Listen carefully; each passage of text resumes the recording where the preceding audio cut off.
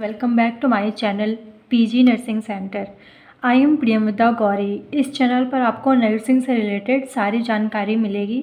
Don't forget like share and subscribe. तो friends, आज हमारा टॉपिक है लर्निंग।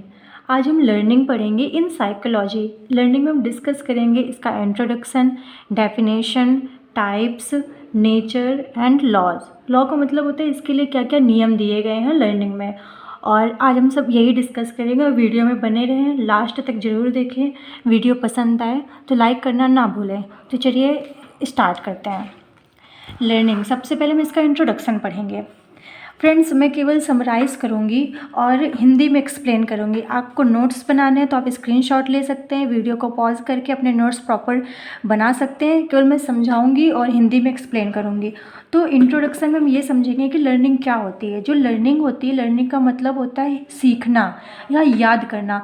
तो बचपन से जब हम लोगों का जन्म होता है, जन्म से मृत्यु तक, मीन्स टिल डेथ तक, हम जो भी चीज़ें सीखते हैं, देखते हैं, ऑब्जर्व करते हैं, याद करते हैं, वो सब लर्निंग के अंदर आते हैं। तो इसमें लिखा भी है, learning start from the moment of birth and continuous till death. मतलब कि बचपन से शुरू होती है और मृत्यु तक रहती है। और जो एक इंडिविजुअल पर्सन होता है या जब कोई बच्चा होता है, वो बचपन से ही लर्निंग स्टार्ट कर देता है। जब से उसका माइंड डेवलप होता है, उसका ब्रेन डेवलप होता है, उसकी कैपेसिटी बढ़ती है, वैसे वैसे उसकी लर्निंग की कैपेसिटी भी बढ़ती जाती है। तो ये हम इंट्रोडक्शन में समझ सकते हैं। उसके बाद हम पढ़ेंगे डेफिनेशन और नेचर। डेफिनेशन हम पढ़ते हैं, a process by which the individual acquire various habits, knowledge and attitudes necessary to meet demands of life in general. इसका मतलब ये है कि लर्निंग एक ऐसी प्रक्रिया है जिसमें जो इंडिविजुअल पर्सन है वो सीखता है, वो नॉलेज गेन करता है, उसकी हैबिट्स में, उसकी आदतों में जो चेंजेस आते हैं, नॉलेज बढ़ता है, जो इसका वो बिहेवियर है, एटीट्यूड है, वो चेंज होता है। जैसे जब कोई बचपन में होता है तब भी वो लर्निंग, जैसे कोई बच्चा है सपोज दैट, वो बचपन में भी कुछ चीज़ें सीखता है। सपोज दैट वो खेलना सीखता है, उसके बाद जब वो धीरे धीरे बड़ा होता है तो मैच्योर होता है। मतलब कि वो बचपन से ही सीख रहा है, वो लर्निंग कर रहा है, बचपन से उसके माइंड की कैपेसिटी डेवलप हो रही है, उसके एज के अकॉर्डिंग उसकी लर्निंग कैपेसिटी है। वो बचपन में सबसे पहले वो खेलना सीखता है, ये भी उसकी लर्निंग कैपेसिटी है। उसके बाद वो जब बड़ा होता है तो पढ़ना सीखता है, ये भी उसकी लर्निंग कैपेसिटी है। तो ये जो हमारी लर्निंग है ये एज पर डिपेंड होती है, और इस हमारा जितना नॉलेज आता है, उसके ऊपर ये वेरियस करती है, उसके अकॉर्डिंग ये चेंज होती रहती है। अब हम इसका नेचर भी यहीं पर डिस्कस कर लेते हैं। A change in behaviour resulting from repeated practice where both the environment and the behaviour interact to produce the learning change. इसका मतलब ये है कि जो हमारे बिहेवियर में चेंज होता है, जैसे हमने आज कुछ लर्न किया, सीखा। सपोज दैट आज हमने गांधी जी के बारे में पढ़ा, इसका मतलब कि हमने गांधी जी से कुछ सीखा, कुछ लर्न किया। तो वो अगर हम अपनी लाइफ में, अपनी पर्सनल लाइफ में उसको अडॉप्ट करते हैं, उसके अकॉर्डिंग चलते हैं, तो हमारी बिहेवियर में भी तो चेंज हुआ और हमारा परसेप्शन बदलेगा, हमारे थॉट्स बदलेंगे। तो ये कहने का मतलब है कि अगर हम कुछ सीखते हैं, वो हमारे बिहेवियर को, इन्वायरमेंट को, उससे बहुत इफेक्ट पड़ता है। तो ये नेचर, और अभी हम नेचर को आगे एक्सप्लेन में डिस्कस करेंगे। तो ये दो और ऑथर के अकॉर्डिंग लर्निंग की डेफिनेशन है, आप यहाँ पे पढ़ सकते हैं। और learning is that activity by virtue of which we organise our response with new habits. इसका मतलब ये, जैसे जैसे हम लर्निंग करते हैं, हमारी न्यू हैबिट्स अडॉप्ट होती हैं या हम नई नई चीज़ें सीखते हैं। और ये गैरेट के अकॉर्डिंग थी, आप दूसरी भी देख सकते हैं, आप इसको पढ़ लीजिएगा और नोट्स में बना लीजिएगा। लेकिन एग्ज़ाम में आप कोई एक भी डेफिनेशन लिख देंगे तो हो जाएगा। उसके बाद हम पढ़ेंगे types of learning. Types of learning में हम इसको दो पार्ट्स में डिवाइड करेंगे। पहला होगा बेस्ड ऑन डोमेन और स्पेसिफिक एरिया ऑफ बिहेवियर। मतलब कि हम बिहेवियर में या हम कैसे बिहेव करते, इसके अकॉर्डिंग हम लर्निंग सीखते हैं, ये उस पर डिपेंड है। और दूसरा होगा मेथड और technique used for behaviour change, या हम टेक्निकली जब हम किसी भी चीज़ को सीखते हैं, हमारी लर्निंग कैपेसिटी बढ़ती है। तो ये है। तो मेनली एग्ज़ाम पर्पज़ के लिए अगर देखा जाए तो जो हम बिहेवियर से सीखते हैं, बुक में भी यही मेंशन किया गया है। तो मेनली 5 टाइप्स की होती हैं: verbal learning, motor learning, affective learning, cognitive learning, skill learning. ये एग्ज़ाम पर्पज़ के लिए हैं। आप इसमें एग्ज़ाम में अगर आपको लिखना है तो आप ये मेंशन कर सकते हैं। तो हम वर्बली कुछ सीखते हैं या किसी से या किसी से इन्फ्लुएंस होते हैं बाय वर्बल, लाइक कुछ भी किसी भी कम्युनिकेशन डे, जैसे किसी की बातों से हम इन्फ्लुएंस हो जाते हैं, कोई स्पीच देता है मुझसे इन्फ्लुएंस हो जाते हैं, उससे कुछ सीखते हैं, लाइक किसी साउंड से वो हमको सीखते हैं, तो इसको बोलते हैं वर्बली लर्निंग। उसके बाद आता है अफेक्टिव लर्निंग। अफेक्टिव लर्निंग का मतलब है it deals with emotional learning such as learning of habits, interest, attitude, appreciation, etc। इसका मतलब अफेक्टिव का मतलब आप ऐसे समझिए कि जो आपको अफेक्ट करते हैं। सपोज दैट आज आपने कुछ काम किया और उसकी किसी ने अप्रिसिएट किया, उसकी किसी ने तारीफ़ करी, तो आप खुश होते हैं ना, खुश होते हैं तो तभी आप उस काम को और अच्छे से करने के लिए प्रेरित होते हैं कि अगली बार मैं और अच्छे से करूँगा। इसका मतलब है कि जब आप अफेक्ट होते हैं, जब आपका एटीट्यूड है वो अफेक्ट होता है, उसमें भी तो हमको सीखते हैं। सपोज दैट आज कोई छोटा बच्चा होता है, उसको वो पहले दिन ए बनाता है, ए बनाना सीखता है, थोड़ा सा गलत बनता है, लेकिन जब उसको कोई अप्रिसिएट करता है, उसकी तारीफ़ करता है कि वेल डन, तुम ऐसा कर सकते हो, तो वो दूसरे दिन और बेटर ट्राई करता है। तो मतलब कि वो सीख ही रहा है, उसकी लर्निंग कैपेसिटी धीरे धीरे बढ़ रही है, तो उसको कहते हैं अफेक्टिव लर्निंग। उसके बाद आता है कॉग्निटिव लर्निंग। कॉग्निटिव लर्निंग का मतलब है it includes learning of concept, principles, problem solving, etc। The learner acquires knowledge and information through which he form concept, sees relationship and arrives its generalisation. Cognitive learning का मतलब ऐसे है कि जब हमारी लर्निंग कोई कॉन्सेप्ट बेस्ड होती है या प्रिंसिपल बेस्ड होती है। सपोज दैट हम किसी से, हम जैसे सबके कोई ना कोई रोल मॉडल होते हैं, तो हम उनके प्रिंसिपल को फॉलो करते हैं, उनके प्रिंसिपल को फॉलो करते हैं, उनके थॉट्स को फॉलो करते हैं, उन्हीं के तरीके बनना चाहते हैं। तो इसका जो वहाँ पे लर्निंग अप्लाई हो रही होती है उसको कॉग्निटिव लर्निंग कहते हैं। जैसे सपोज दैट किसी के रोल मॉडल गांधी जी हैं, किसी के भगत सिंह हैं, तो उनके जो थॉट्स हैं, उनके जो प्रिंसिपल्स हैं, उनसे जब हम इन्फ्लुएंस होते हैं और अपने आप में डेवलप करते हैं, अपना बिहेवियर डेवलप करते हैं, अपना वो विकास करते हैं, तो उसका जब वहाँ पे वो डेवलपमेंट होता है उसको कॉग्निटिव लर्निंग कहते हैं। उसके बाद होती है स्किल लर्निंग। स्किल लर्निंग को हम रीजनिंग लर्निंग भी कह सकते हैं, क्योंकि ऐसे जब हम कोई भी प्रॉब्लम सॉल्व करते हैं, प्रॉब्लम सॉल्विंग कॉग्निटिव लर्निंग में ही है, बट हम जैसे कुछ भी होता है टैकल करना, कोई भी प्रॉब्लम है आप उसको कैसे कॉप अप कर रहे हो, उससे कैसे टैकल कर रहे हो, तो it is carried out in cognitive और psychological psychometer domain. A skill is refined pattern of movement और performs based upon integrated with perceived demands of the situation. इसका मतलब ये है कि कोई भी सिचुएशन आती है, आप उसको कैसे डील कर रहे हो, आप उससे कैसे उभर करके आ रहे हो, कैसे कॉप अप कर रहे हो, वहाँ पे हमारी स्किल लर्निंग होती है। सपोज जैसे किसी का, जैसे कोई भी टीचर है वो कुछ समझाता है, तो कोई बच्चा होता है उसको जल्दी परसीव कर लेता है, कोई बच्चा होता है उसका देर में परसीव करता है, तो उसकी लर्निंग कैपेसिटी है, उसके माइंड की लर्निंग कैपेसिटी कि वो कितनी जल्दी उस बात को अब्जॉर्व कर रहा है या वो कितना कैपेबल है उस चीज़ को लेने के लिए। तो ये होता है स्किल लर्निंग के ऊपर। उसके बाद हम पढ़ेंगे फैक्टर इन्फ्लुएंसिंग लर्निंग, कि लर्निंग को कौन कौन से फैक्टर इन्फ्लुएंस करते हैं।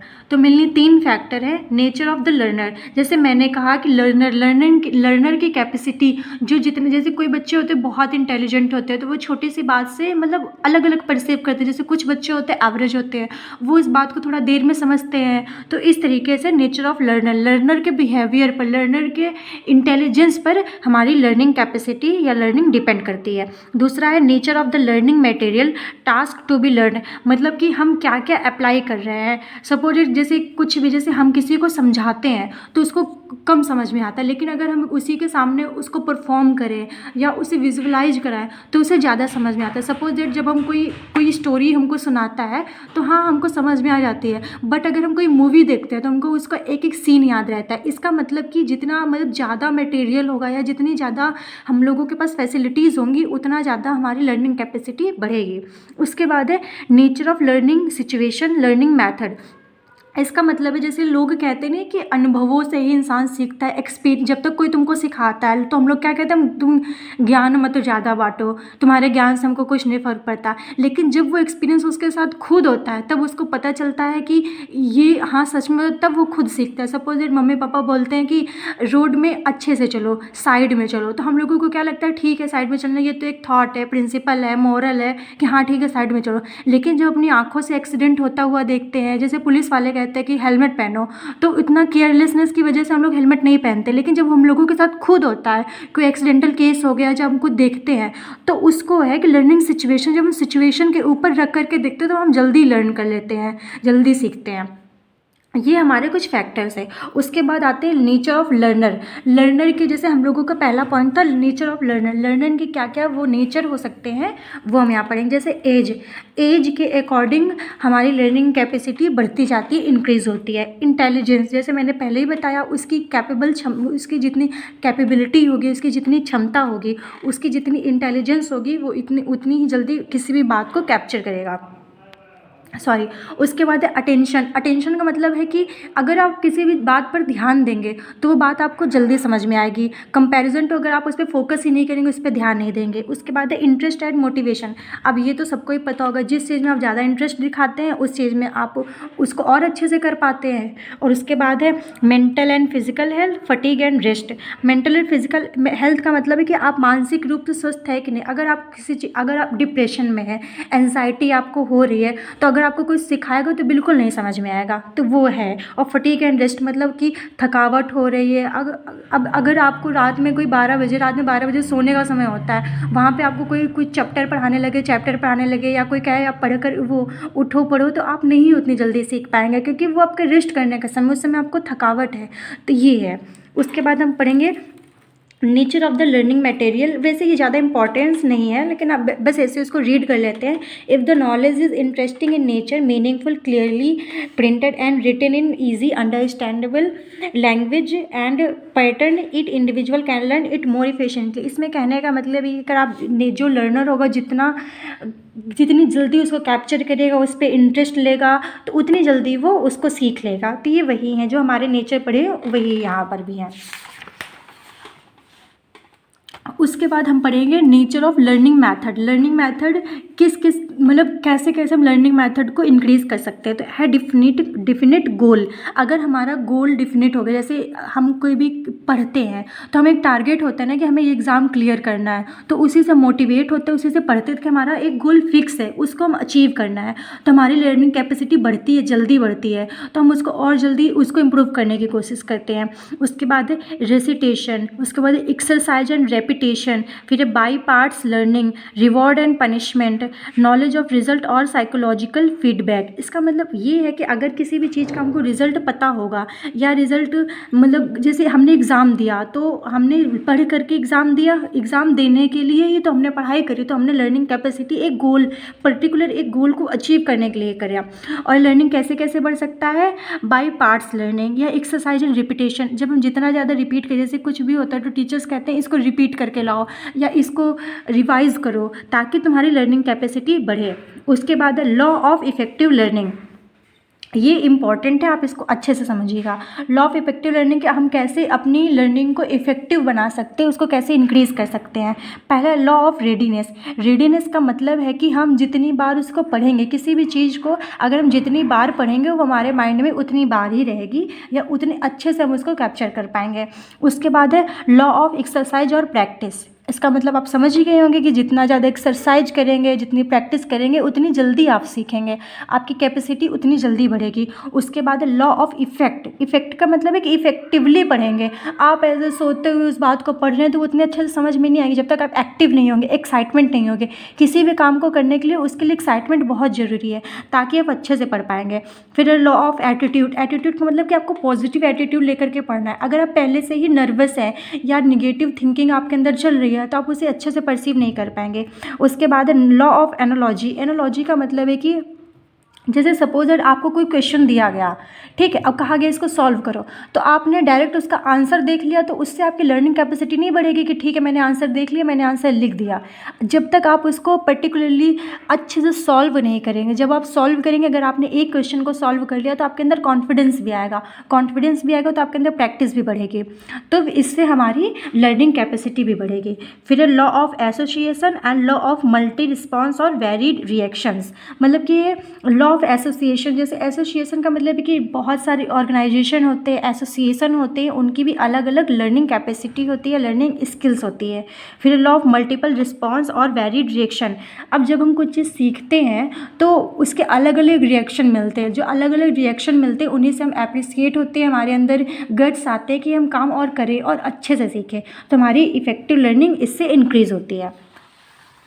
उसके बाद जो हमारा मेन पर्पज़ है वो हम पढ़ते हैं कि लर्निंग इन नर्सिंग। नर्सिंग में लर्निंग क्यों इंपॉर्टेंट है, तो है the trend in nursing explain how the nursing as a profession has improved. Learning capacity से हमारा प्रोफेशन इंक्रीज़ होता है। लाइक हम और जितना ज़्यादा हम सीखते हैं, जैसे बड़े लोग भी बोलते हैं कि जब तक हम मर नहीं जाते हम सीखते रहते हैं, कुछ ना कुछ हम सीखते हैं।